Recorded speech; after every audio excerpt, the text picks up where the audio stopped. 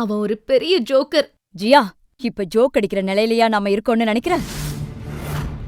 மத்தவங்க உன்கிட்ட கல்யாணத்தை பத்தி கேக்கும்போது உன் வாழ்க்கையில யாருமே இல்லைன்னு சொல்ற. அப்போ உன்னோட அவமானத்தை மறைக்கவா இவனை கூட்டிட்டு வந்து நிக்கிற? இவங்க இங்க வந்ததுல இருந்து 2 பேர் கண்ணுலயும் ஒரு சின்ன நெருக்கம் கூட இல்லைன்னு உங்களுக்கு தோணல? அதாவது ஒருத்தர் மேல ஒருத்தருக்கு எந்த உணர்ச்சியும் இல்ல. யாரையாவது பாத்தீங்களா? இல்ல கண்டிப்பா பாக்கல.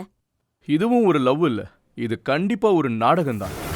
அப்புறம் ஜியா, நீ என்ன நினைச்சுக்கிட்டு இருக்க? எங்க ஊரு ராம்லீலாவுல வர குரங்கு கூட உன் ஃபேக் பாய் ஃப்ரெண்டை விட நல்லா நடிக்கும். ஜியா, சண்டை போறத நிறுத்து. உன்னை நான் பாத்துக்கணும்னு ஆசைப்படுறேன், உன் கூட இருக்கணும்னு நினைக்கிறேன். நான் உன் கூட இருக்கிறேன். எதுவா இருந்தாலும் என்கிட்ட சொல்லு. இந்த பையன் உன்னை தொந்தரவு பண்றான். நீ அவ்வளவு அழகா இருக்க, ரொம்ப அழகு, ரொம்ப மென்மையானவ. இவன் உன்கிட்ட இருந்து எதையோ எதிர்பார்க்கறான்னு ஐ நோ தட். உன் அழகான கண்கள், அழகான உதடுகள், ஐ திங்க் இவன் உன்கிட்ட இருக்கிற பணத்தை எதிர்பார்க்கறான்.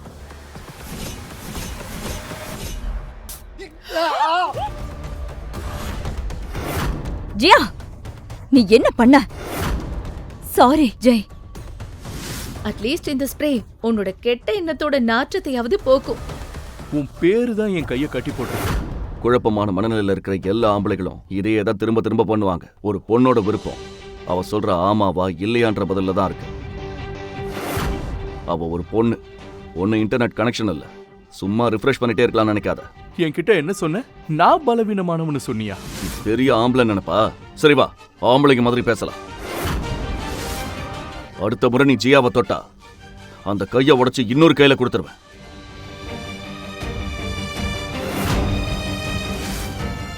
She is not your property. Don't you dare touch her again.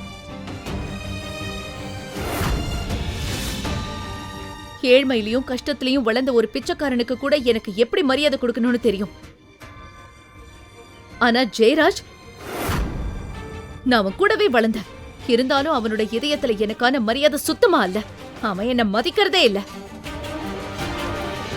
Madam, நான் உங்ககிட்ட போய் சொல்ல மாட்டேன். உண்மையை சொல்ல போனா என் நிஜமான பேரு இஷான்.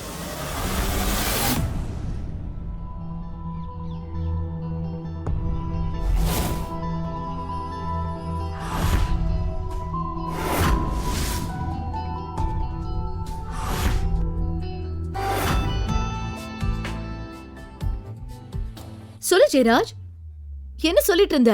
நெருக்கம், அந்யோன்யம், சம்திங் லைக் தட். இந்த நெருக்கம் போதுமா இல்ல தெரிஞ்சுக்க வீட்டுக்கே வரியா?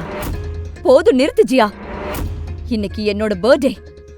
உன்கிட்ட அப்புறமா பேசுற. இந்த சின்ன ஊர்ல இவ்வளவு அநாகரிகமா இருக்க முடியாது. அம்மா, நீங்க என்கிட்ட இவ்ளோ கேள்வி கேக்குறீங்களே, ஜெயராஜ் என்ன பண்ணான்னு நீங்க பாக்கலையா?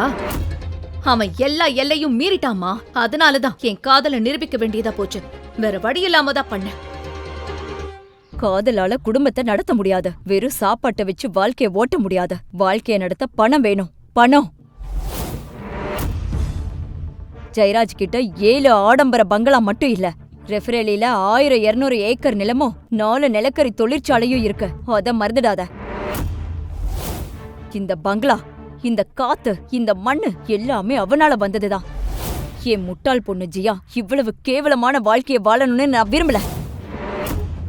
உண்மையை சொல்லு, நீ யாரு? மேடம், நான் போய் சொல்ல மாட்டேன். என் நிஜமான பேரு இஷான் அவஸ்தை இல்ல, இஷான் அஸ்ரானி. நான் தான் லாஸ்லா கார்ஸ் மற்றும் அஸ்ரானி இண்டஸ்ட்ரீஸ் ஓனர்.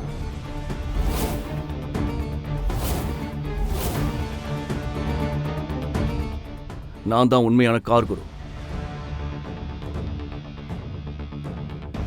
ஜியாவுக்கு விருப்பம் இருந்தா நான் அவளை கல்யாணம் பண்ணிக்க தயார்.